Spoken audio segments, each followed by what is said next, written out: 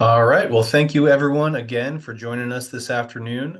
We are going to skip our usual little intro slide. I want to get right down to business today. We're excited to present a presentation from Dr. Sandra Leyendecker, Laredo Region Director, with the Texas Animal Health Commission on the new World Screwworm. And I will let her talk about some of the history and some of the current work being done around the New World Screwworm, containing the spread of this pest and what landowners can do to address that. And then afterwards, we'll have a little bit of time for Q&A, and I would love to just touch on some of the work that the Texas Wildlife Association and our partner organizations, both in the wildlife space, the livestock space, are doing with our state and federal partners to make sure that we're staying ahead of this thing. So with that, we'll jump right in. But again, we're excited to have Dr. Sandra Leyendecker with us this afternoon. She holds a Bachelor's of Science and a Master's of Science from Texas A&M in agricultural education. She for about 24 years was in private practice veterinary medicine in Laredo, and last year joined the Animal Health Commission as the Laredo Region Director, and I'm sure is steeped in all things screwworm now. So, Dr. Sandra Leyendecker, I will turn it over to you.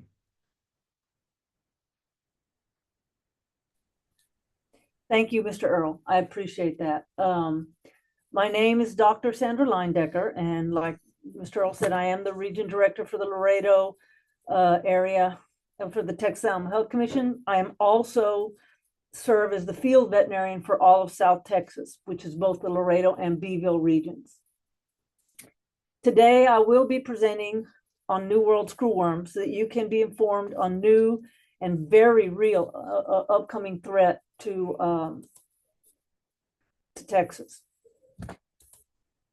Okay, the screwworm is a type of blowfly that infests living tissue of warm-blooded animals, causing a condition known as mycosis. Note that when you see maggots, it is of screwworm maggots, they're going to be in living tissue, not dead animals, but living tissue like wounds. New worm screwworms can infest warm-blooded animals, primarily livestock, wildlife, and other mammals. Humans can be affected, and so can birds.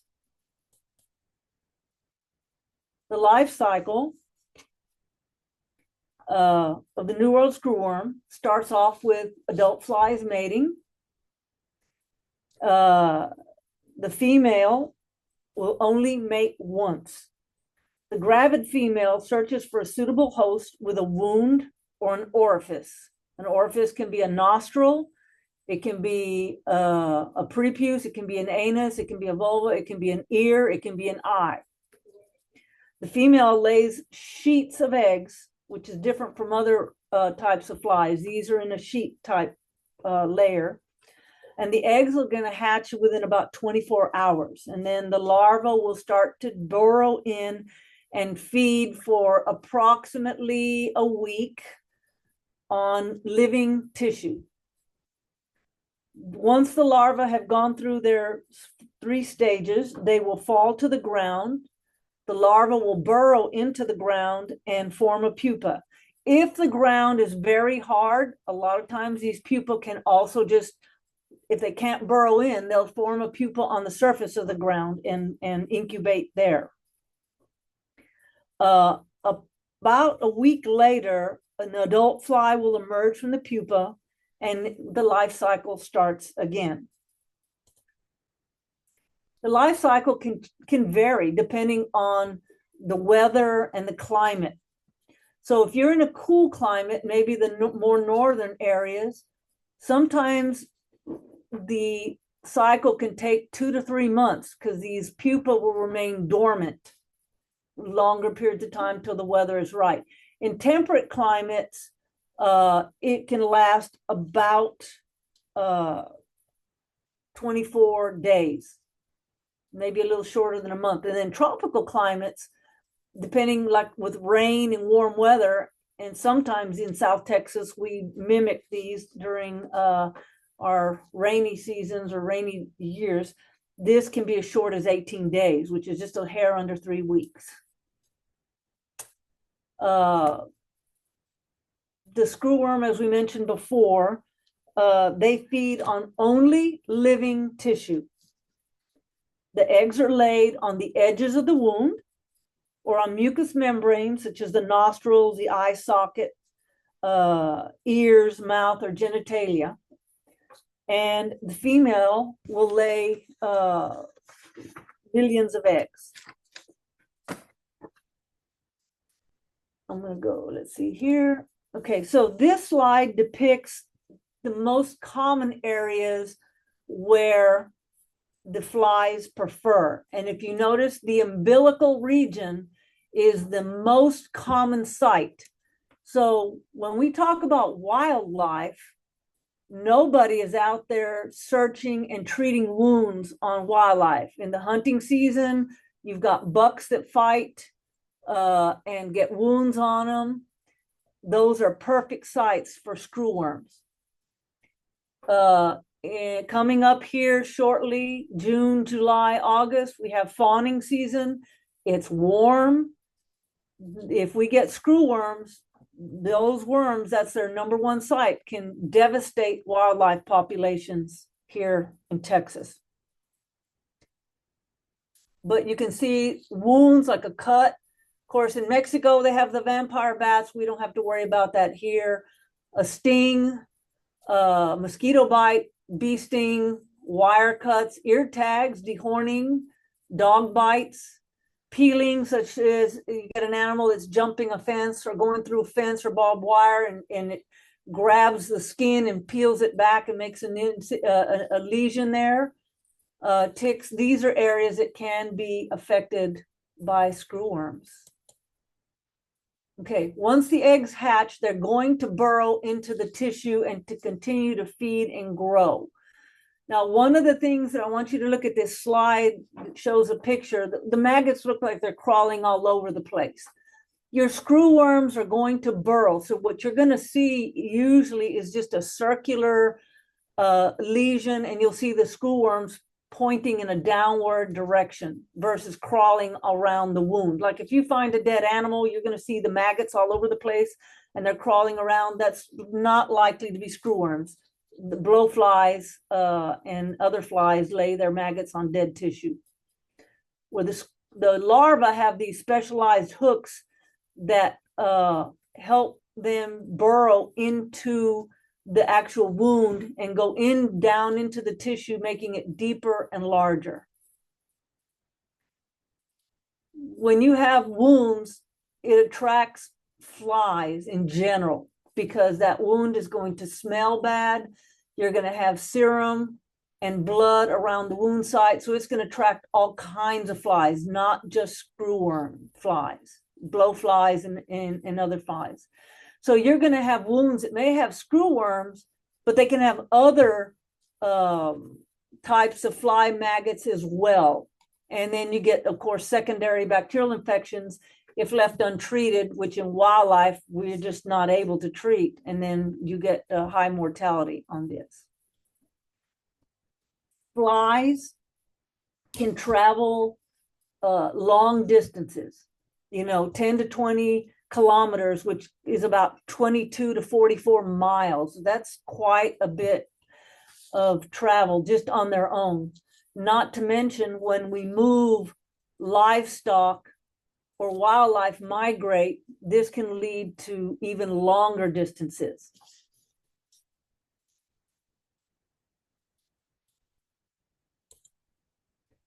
Okay, right now, there are 5 states in Mexico that have screwworms. These migrated up from Colombia in South America, all the way through Panama, Costa Rica, Nicaragua, Honduras, and all into Guatemala. And now they are in Chiapas, Campeche, Quintana Roo, Tabasco, and Yucatan. And these are all around the Yucatan Peninsula, as you can see by the circles and colors that are depicted on this map. Okay, so let's talk about sample collection. So you, as a rancher or an individual, if you come up on something that you think can be possible screwworms, you can help us detect them early so that we can start trying to plan to prevent them. So things that come in handy are going to be gloves, of course. Alcohol, we need these larvae immersed completely in alcohol. It can be the 70% isopropyl alcohol, which you buy in the grocery store, or some of you may have access to 70% ethanol. Forceps, which are like tweezers, some kind of a vial with a screw cap container, a jar, whatever you can get that's clean that you can put them in would be sufficient. You want to tape the cap so that it doesn't accidentally come apart, and then maybe put it like in a Ziploc bag or some kind of a Ziploc type bag to prevent it from breakage or spillage, and if it does, you don't lose all that stuff and make a mess. You don't have to worry about this, but those of us from USDA and Animal Health Commission, we do have a special form that we have to fill out, and it has to go through USDA because they will give us a foreign animal disease number that has to go in to get specialized, and we make contact so that we can get results hopefully within 24 hours. Okay, so you want to be careful when you take larvae that are embedded in there because they're very, what we call friable or delicate. They fall apart really easy. And so you're going to pull as many as you can, especially those that you think could be screwworms that are embedded straight up and down in a vertical position versus horizontal in the wound. And the deepest part as well. And you want different sizes, small ones, big ones. You know, the more you get, the better off you will be so that we can find, if there are screwworms there, we find them mixed in with some of the other larvae that may not be screwworms. You want to put them in your container, as we talked about, submerge them in alcohol, and then you won't have to worry about submitting these samples to the National Veterinary Science Lab. The authorities, which will be us or USDA, and I will give you that contact information as we get through the slide to turn these samples in. Prevention. Of course, you know, clean and cover open wounds if you have livestock or birds, and keep them covered. You can apply sprays and things that are pesticides and topical treatments that you can buy at the different feed stores. You know, you want to treat clothing, gear, and everything, and people, if there are flies or maggots, you know, a lot of people traveling from Mexico, I've heard stories where these flies get into the nostrils and people have maggots in their sinuses, you know, that are coming. If you're a tourist and you go down to these areas, you need to be very careful. We all have been, if we're ranchers, we've all had flies, you know, that we can't get out of the windshield in our vehicles as we drive. That, you know, that's another way that screwworms can certainly be transported. You know, make sure the vehicles are inspected for flies and larvae. And that's what the people at the ports are doing. Monitor pets and livestock, and immediately report anything that you think might be suspicious. Veterinarians can treat these wounds and secondary myiasis or bacterial infections immediately, because if these are left untreated, remember, you not just have the larvae that are there, but you have more and more and more larvae as flies are attracted to a wound. And, you know, you have a very high mortality. 90 to 100% of umbilical infestations result in death. This is very scary for wildlife because, you know, we're not out there able to treat all these fawns or these bucks that fight if we end up getting screwworms here in Texas. So hopefully that we're trying to do everything we can to mitigate this. So that's why I'm trying to aid in teaching and passing on this information to as many people as I can, an organization, so that we're all aware of this impending threat. It's still a ways away, but I think the more we're informed and the more judicious that we look for it, the quicker we can find it and stop it. Back in the 60s and 50s, during my childhood, we had a lot of screwworms in the United States. We dropped sterile flies in strategic areas and gradually pushed these flies south back into Colombia, south of the Darien Gap, which we'll talk about that in a minute. COPEG, which is the organization, is the Panama United States Commission for the Eradication and Prevention of Screwworms. This is the laboratory that actually produces these sterile flies and drops them so that when they mate, since flies mate only once, they will produce sterile larvae or eggs and they never hatch, so that basically once you go through several life cycles, there is no longer, the flies just kind of naturally eradicate themselves. So you can see the years all the way down to where we got them below the Darien Gap. This can be huge economical impact for livestock producers and also ranchers. That we make a lot of money off deer hunts and wildlife in many different ways, and this can greatly impact the United States and Texas for sure if we allow screwworms to enter into Texas. So you can see that back in the mid 70s, and that's the year I graduated from high school, so I'm not going to tell you my age, but you can figure it out. There were about 7 million cattle that had, out of those, 20% were infested with screwworms. And that's a website that you can go and get information from if you like. Okay. Eradication occurred to the due diligence of sterile New World Screwworm fly release, pushing the fly south of the Darien Gap in Panama. Maybe I'll go back where we can see that a little better. And the Darien Gap, what that is, that's a 60-mile stretch of rainforest that connects Panama to Colombia. It is basically the land bridge between North and South America.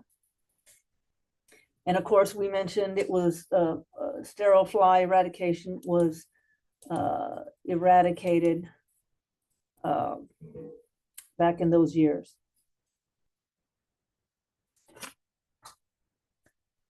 Currently, well, this is COPEG. This is the facility in Panama that produces about, right, they were, at the time this slide was made, it was about 105 million flies at the time. Right now, they've increased their production to about 120 million sterile flies that they disperse throughout lower Mexico right now.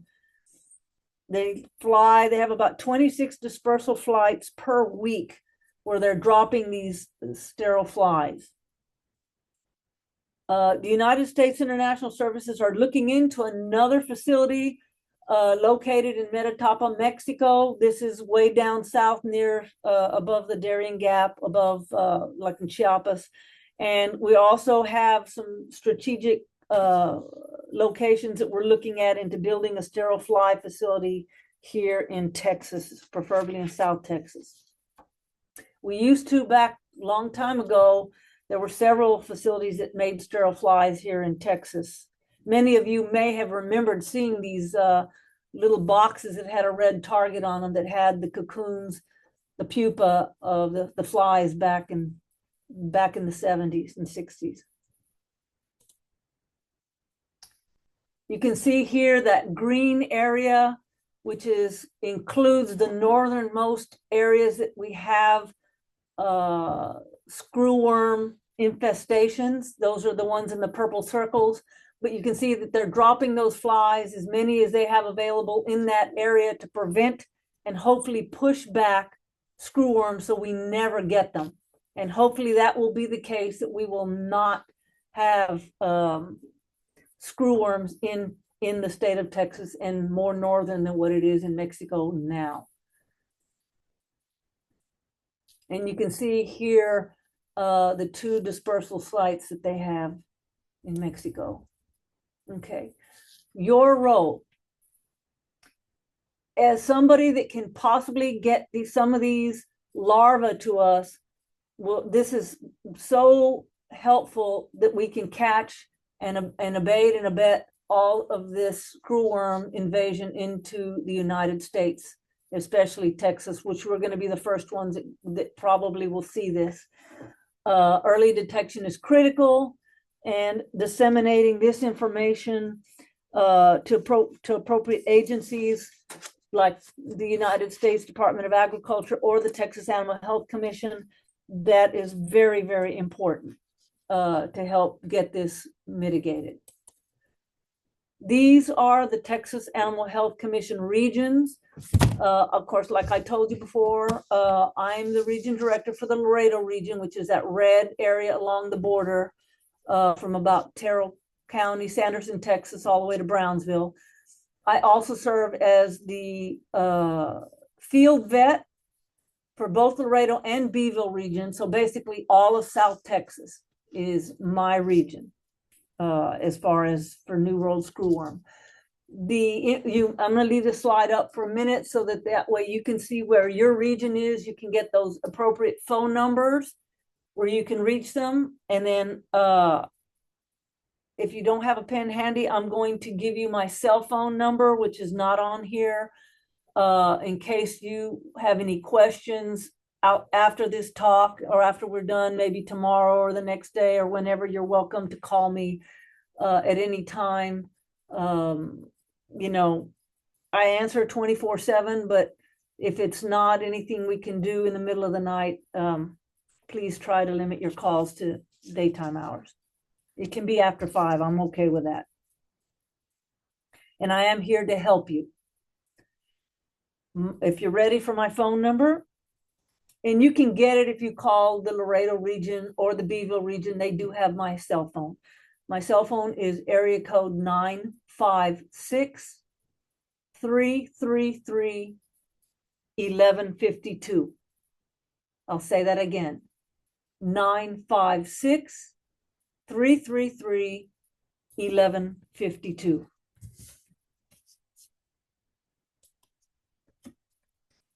I really thank you for being here. I will gladly entertain any questions that anybody might have.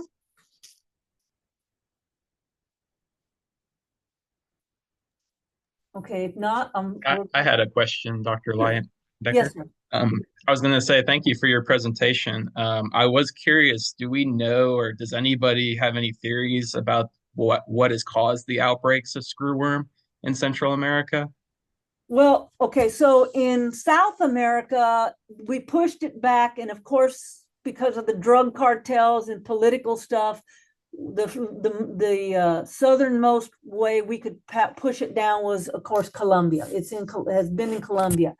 The COPEG was supposed to be dropping flies on a regular basis to prevent them from coming back.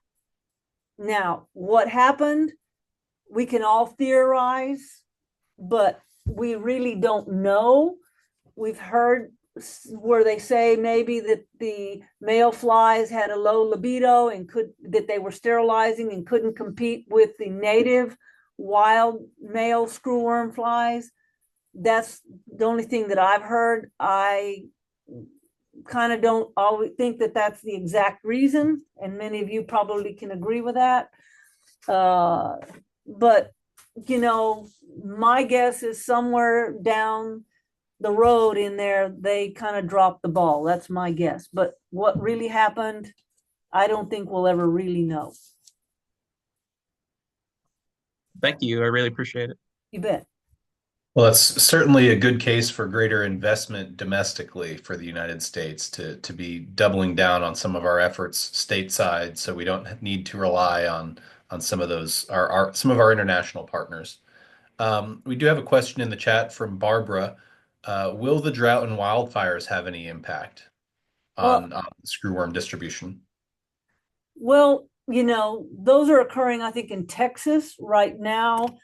Certainly, I would think that fire can help and destroy any pupa that would be in the ground.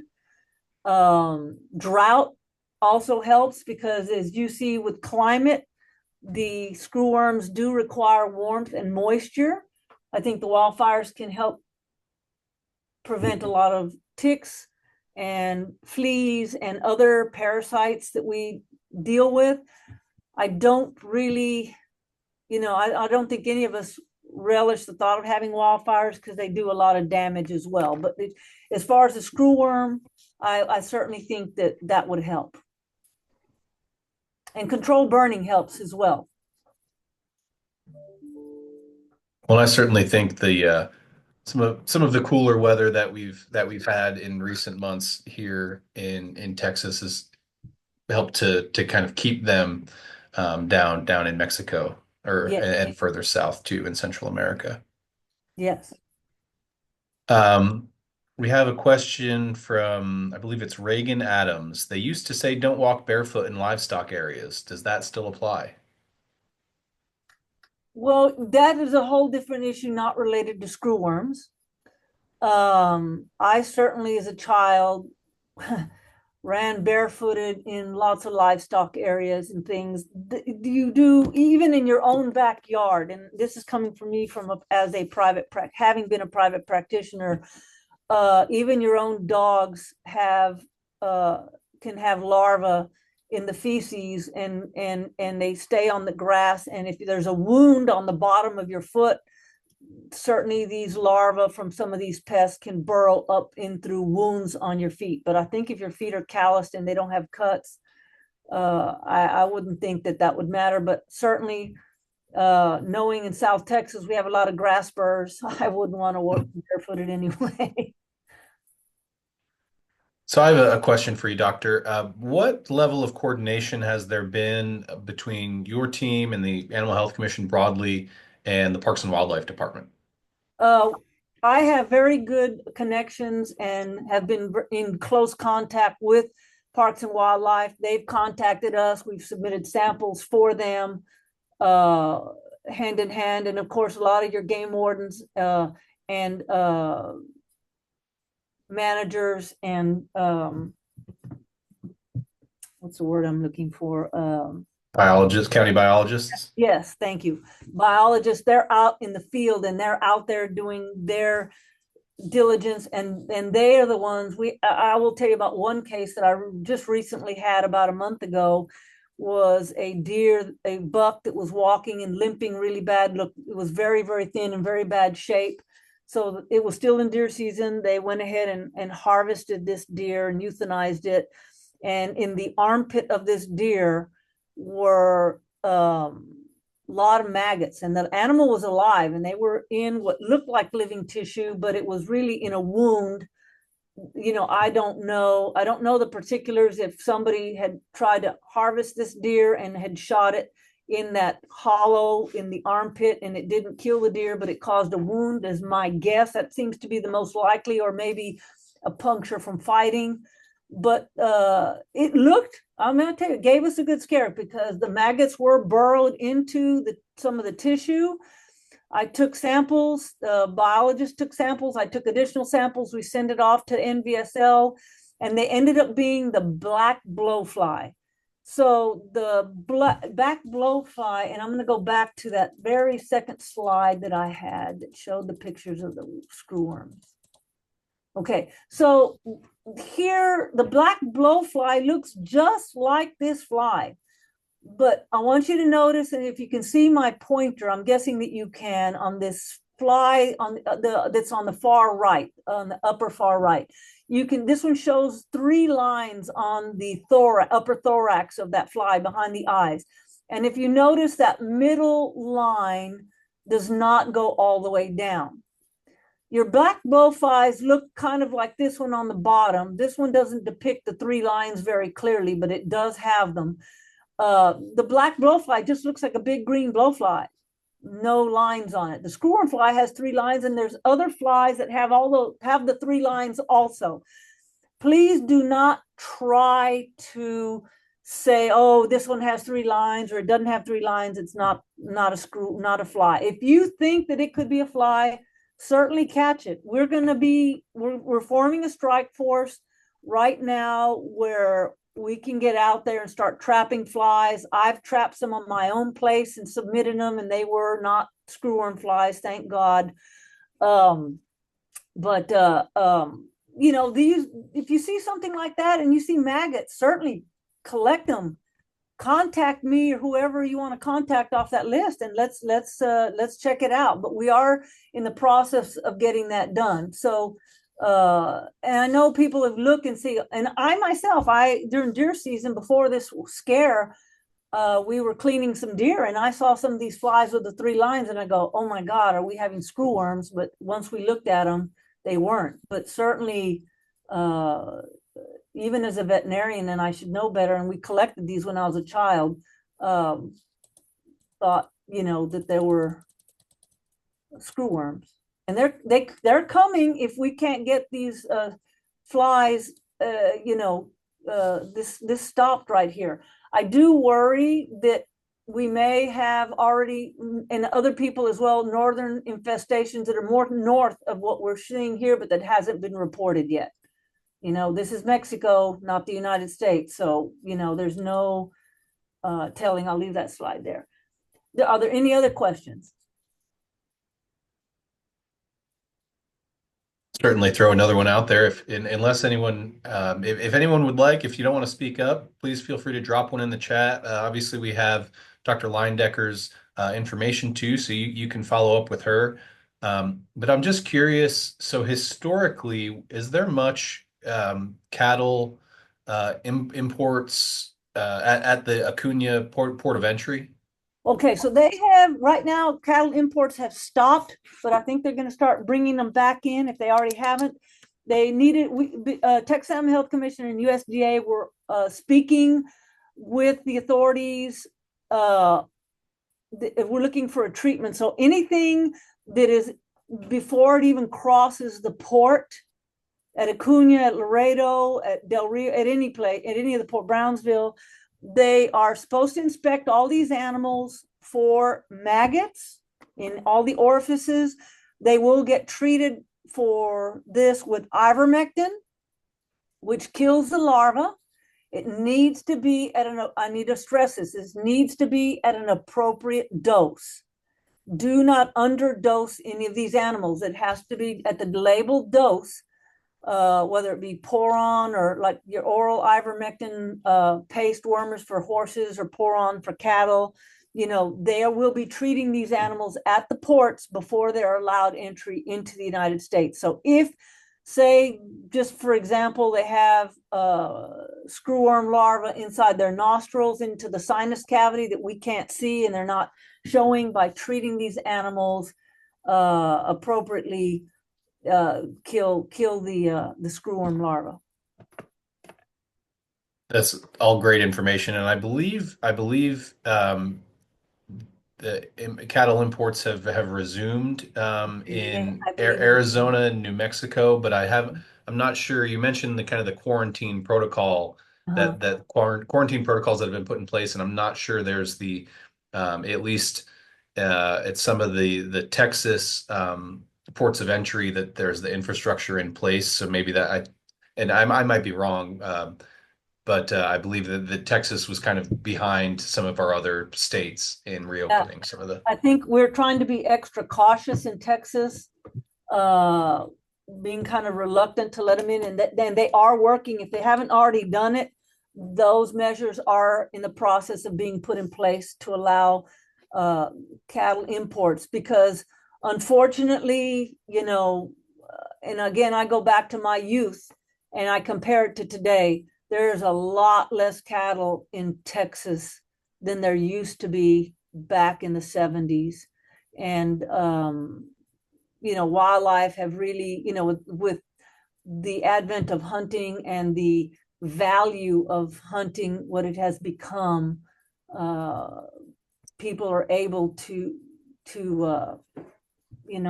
make money and get ag exemption for, and I'm looking at what I do. I had to sell all my cattle because of the drought, and I just didn't ever get them back. And I do have some exotics, and I did used to be a deer breeder and release these deer and my deer, and I'm certainly guilty of not raising cattle anymore. So unfortunately, to be able to supply the demand for beef, we have to import cattle. And so you kind of you touch on a really good point there. So TWA's interest in this is predominantly, we are $9 billion a year hunting economy in Texas, and we have, 5, almost 6 million white-tailed deer on the landscape, and surveillance, disease monitoring is easier with livestock because you have them. You're able to administer some of these uh, protocols much more easily and surveil disease spread more so, and the spread of these pests more so than in wildlife. And that's Absolutely. one concern of ours is Yes. the scope of detections in Mexico doesn't fully capture the wildlife component of this as well. So we have a couple more questions in the Okay. chat. What to do locally? Contact what local authority? I'll let you answer that, but I assume that is, your county biologist and your nearby region staff with the Animal Health Commission. Yes. So yeah, and that's why I have this slide up right here. So that if you're in one of those regions, those are the offices to contact. And I'll give you my cell phone again, for anybody who didn't get it, 956-333-1152. And believe it or not, I'm already getting texts for calls for questions on this.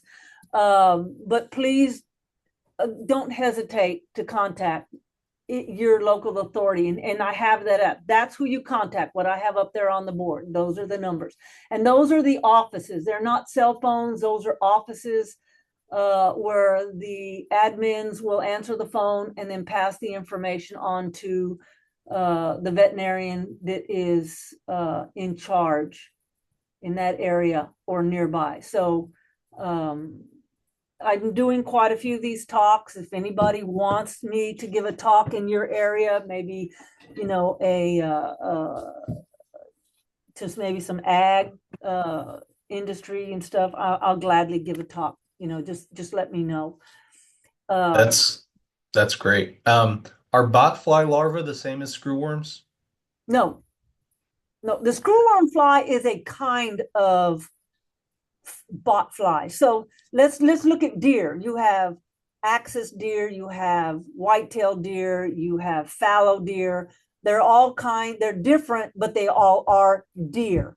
So the flies, the screwworm fly is a kind of bot fly, but it's not all bot flies are screwworm flies. Does that make sense? Yes, ma'am. Yeah, kind of a square rectangle situation. Yes. We have one question from Sean here in the chat, and I'll let you take the lead on this, but then I'd like to maybe add to it. Should screwworms make it to the US, how quickly will we be able to react and release sterile flies? Not quickly at all. Unfortunately, it's going to take, from what I understand, a year to get a facility up and running. So I know that right now they've located a facility in Brownsville, the facility in Edinburgh. It's the old Air Force base where USDA is in Moorfield. They used to produce screwworm flies back in the day. They're looking at those two areas right now that I know of to get it going. But what you have to do is, first of all, you have to get all the equipment in there. Second of all, you have to get some flies and start breeding them before they're sterilized to make enough flies to be able to release millions and millions and millions of flies. So we're looking at a long time. The sooner, I think they're starting hopefully to get into panic mode. I know I am as an individual, to get stuff going, and they are in the process of doing it. If any of you have any connections with Trump, hey, please pass it up to him to say, hey, we need monies down here to get this all the ball rolling. So it just takes money, money and time, but it's not coming soon, unfortunately. So if we were to detect screwworms, I think the diligence that we get into, and that we do have that video that lasts about 16 minutes, and it may explain a lot of questions, and we can play that if you like, and then have some more question and answers, because this short video was made in the 1960s, and it really touches on, in a very common sense way, on a lot of the problems and how screwworms were handled during those days. One of the things that, back in my youth, and ranchers had cowboys, and they had the horses, and they would round up the horses, and you could get out in the field, and we had screwworms. The cowboys would get out there and check all the calves and cows as they were calving, and treating the navels and looking at wounds and treating them diligently. We don't have that anymore. People don't raise horses anymore for ranch work. They do for roping or recreation, but actual working cow horses are short supply. Yes, ma'am. Just to add on to your reply there regarding the timeline for sterile fly production in the U.S., as a TWA is an engaged stakeholder in this effort. One of a handful of groups that led by the Texas and Southwestern cattle raisers that are putting together a request to federal lawmakers and making direct outreach to the USDA, asking for those resources and encouraging those resources, and reiterating the economic impact that you laid out of of the screwworm outbreak of the 60s and 70s. And we've got a bipartisan request in Congress. We've got Democratic and Republican lawmakers from not just Texas, but a lot of ag states across the country really concerned about this. And we're kind of getting into the FY 26 appropriations cycle now. We're wrapping up we're currently on a continuing resolution, so they need to fund this coming year of the government, and then look for the year ahead. But I can tell you, we and our partners have been active up there in just getting this issue socialized. So it's not for lack of effort. Yes, great. It needs to go from the legislatures to fund more money to USDA, because USDA, I think, is the one that's short-handed and short-funded in that. Do you want to show the video, and then maybe I'm looking Sure. and then that way we can, if we have any questions, we can go.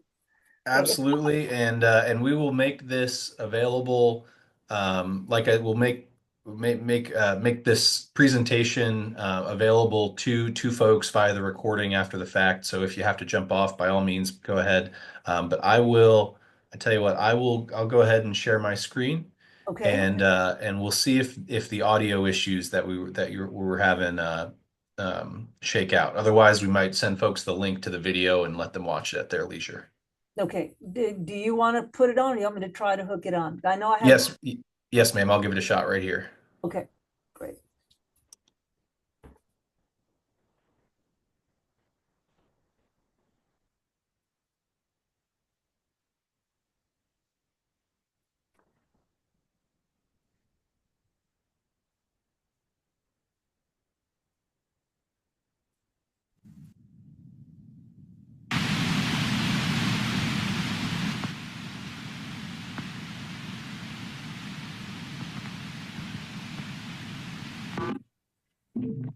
Yes, there's good money because of screwworm damage. Today, good livestock need not be sacrificed in the southeast because a way has been found to eliminate this insidious. Any warm-blooded animal is subject to screwworm attack. Wounds have been found in practically every kind of domestic and wild.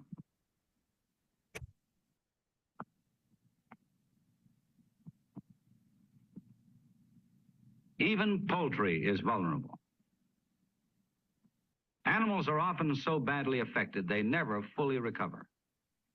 Some may become useless for meat or worthless as breeding stock.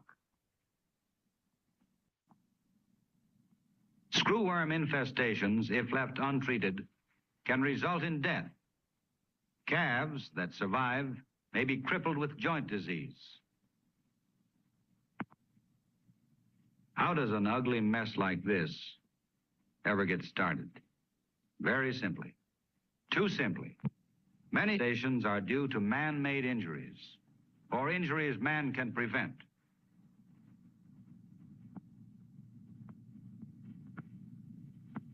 If you're here in Texas and you have an old heating or air conditioning system like this one, we can get you a brand.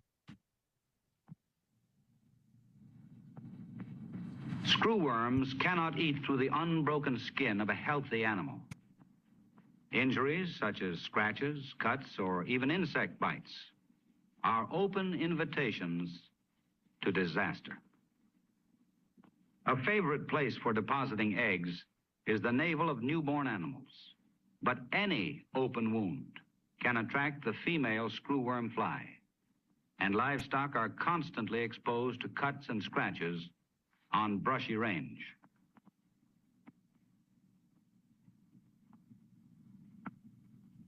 Here's how the pattern of infestation develops. The female fly deposits her eggs around the edges of wounds in shingled batches. The eggs develop into worm-like larvae. They feed in clusters, eat into live flesh, and form a pocket. When fully mature, they fall to the ground. There they burrow into the soil, and the outer skin hardens to form pupae.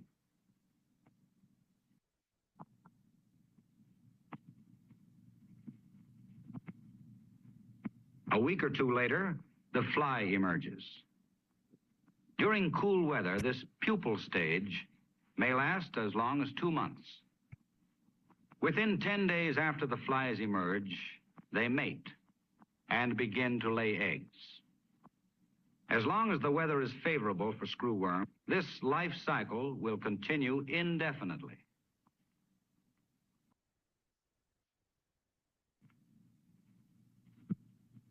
Stockmen have been fighting this pest for more than 100 years. Actually, a screwworm infestation is not too difficult to diagnose or cure. In the early stages, bloody discharge, foul odor, and the larvae embedded full length as their mouth hooks tear into living flesh are the symptoms of a screwworm infestation. Smears developed by the United States Department of Agriculture are effective. So are some sprays. Hospital pastures or holding pens facilitate retreatment until wounds heal. Remedies are important, true. Prevention is even better. The habits of the flies in the United States were well known. They are active throughout the winter in subtropical areas, spreading northward each spring and summer. There, every year, they are killed out by the cold weather. The first screwworms to reach the southeast were traced to incoming shipments of infested cattle in 1933. Within a year, infestations broke out in 30 Georgia counties and 20 in Florida. They spread rapidly. By 1934, they reached as far as Lake Okeechobee. The next year, they were found all over the state. Florida's climate permitted survival through each succeeding winter. Thus, the screwworm also infested other parts of the Southeast during warm weather. The Department of Agriculture has spent years searching for new and better ways to combat this destructive pest. The problem was met head-on by scientific methods, trained personnel, and modern equipment.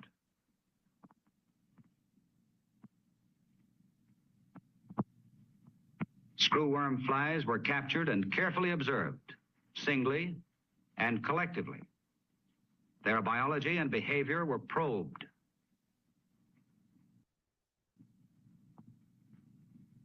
Mating and feeding habits were patiently studied.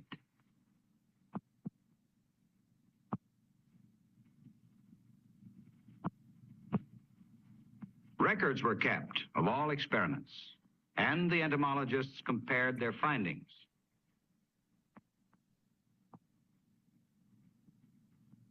Results were weighed and evaluated before each new test.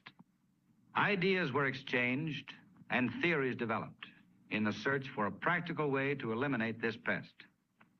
An entomologist of the Agricultural Research Service proposed, if a method of sexually sterilizing flies could be found, eradication is probable. Chemicals were tried and abandoned. But geneticists had accidentally sterilized fruit flies with X-rays. So, X-rays were tried on screwworms. And they worked. Later, X-rays were tried on screwworm pupae. Irradiation during this stage also made screwworm flies sterile. This was the first real breakthrough toward a new approach to insect eradication. It was no longer a theory. It had been scientifically proved. When the sterile male flies mated with native females, the eggs produced did not hatch. But X-rays were not practical. The process was too costly. The most significant step forward came when a much cheaper way was found to cause sterility. Expose the screwworm fly to nuclear energy, cobalt-60, gamma rays. Research had revealed that the female screwworm fly mates only once. This, plus other important facts, were gathered bit by bit until entomologists finally pinpointed their elusive target. They fitted all the pieces together and planned their campaign. To confirm the early scientific findings and check out the methods, operations first had to be tested in an isolated screwworm-infested area, a place where everything could be kept under constant control. Through the cooperation of the Netherlands government, experiments were conducted on the 170-square-mile island of Curacao off the coast of Venezuela. Large numbers of sterile flies were systematically liberated over the island. These flies were prepared and shipped from the States. Within 6 months, the screwworm population on the island declined and finally was eradicated. Exhaustive studies near Orlando, Florida in 1957 indicated that the sterile fly technique could be used to eradicate screwworms from the Southeast. Florida and the United States Department of Agriculture outlined an eradication plan and pooled their resources. The other southeastern states cooperated in the program. At Sebring, facilities and headquarters were established in the heart of the infested area. An airplane hangar was converted into a screwworm factory where 50 million screwworms were reared and processed every week on a 24-hour-a-day, 7-day-a-week schedule.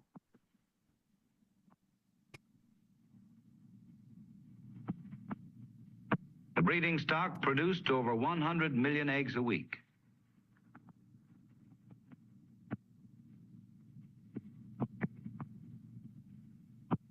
Eggs were weighed out in 5-gram lots to start the cultures.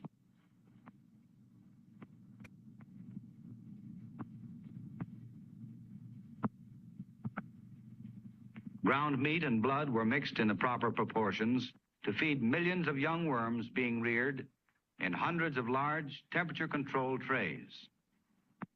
The larvae consumed 40 tons of meat a week.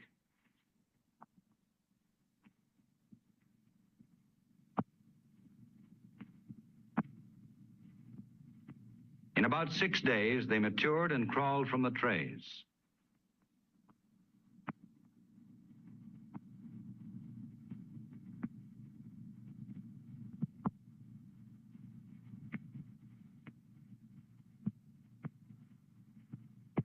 The larvae fell through a grated floor into funnel-shaped hoppers below. Dropping into trays of sand, larvae burrowed in to pupate, just as they would on range or pasture.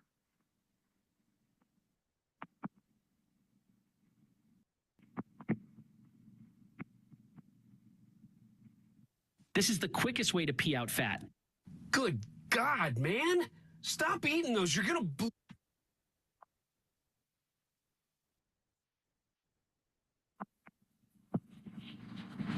After several hours, during which most of the larvae pupated, the trays were emptied into a machine which separated the sand from the larvae and pupae.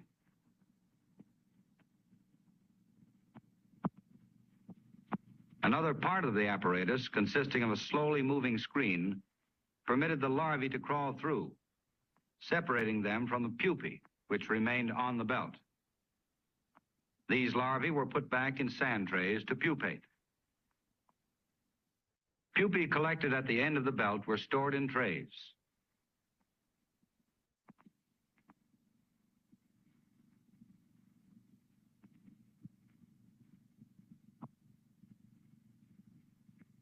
After storage for about a week at controlled temperature and humidity, they were loaded into metal canisters, 18,000 at a time.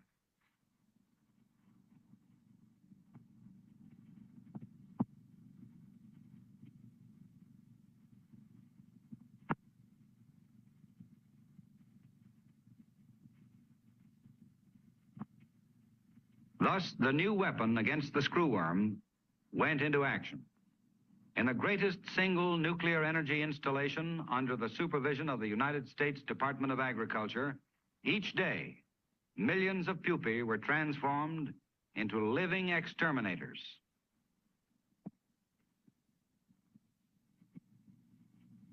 "8,000 Roentgens of gamma rays penetrated each pupa. Truly, a thrilling example of the peacetime use of atomic energy."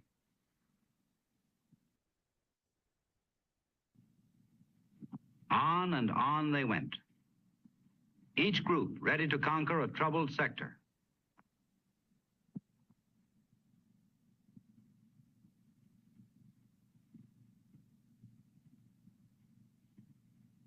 Pupae were measured into boxes where within a few hours, fully developed flies burst from their pupal cases.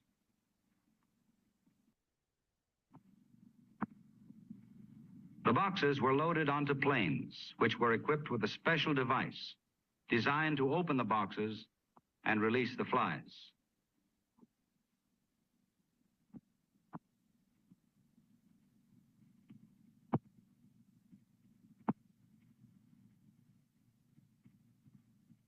Tactics called for massive aerial distribution. Almost 500,000 sterile flies were used in each mission. Close to 10 million a day, every week, every month. In some areas, the sterile flies achieved their purpose rapidly. In other areas, the native population did not decline as desired. So the number of sterile flies was increased per square mile. Less dramatic, but equally important, was the methodical day after day fieldwork on the ground. State and federal personnel repeatedly covered the infested region, ranch by ranch. Countless ranchers were interviewed to keep track of what the screwworm was doing to livestock. To supplement this information, native flies caught in traps, along with sterile flies, were examined, and their numbers recorded to determine the rate of decrease in the native population.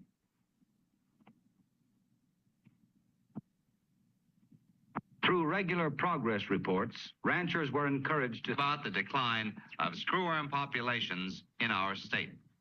Personnel could find a single screwworm-infested animal in the Southeast, a scientific triumph shared by the livestock industry.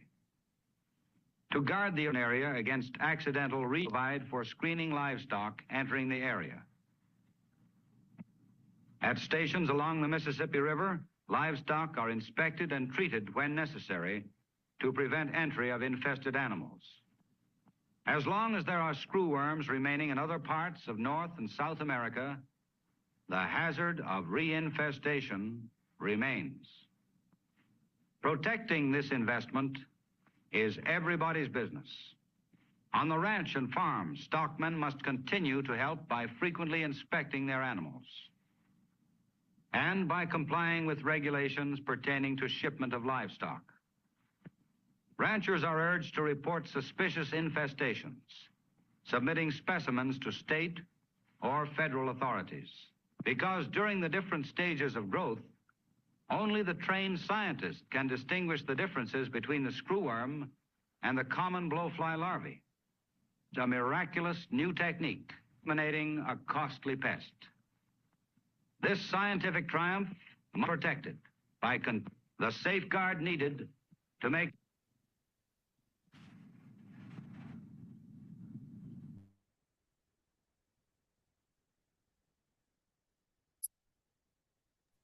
Alrighty. Well, I think the film there, our vintage film, might have run out of the canister. There's about 7-8 seconds left, but it kind of went to black. But I think folks can get the message there. We are over on time, but want to thank everyone very much for joining us today. Thank you, Dr. Leyendecker, for your time and for making yourself available, not just this afternoon, but through providing your contact information, and encourage everyone to be vigilant in how you manage your property, your wildlife herds, your livestock, and let's all be part of the solution here. So thank you very much for joining us, and we will be back next month with another Wild at Work. See you soon.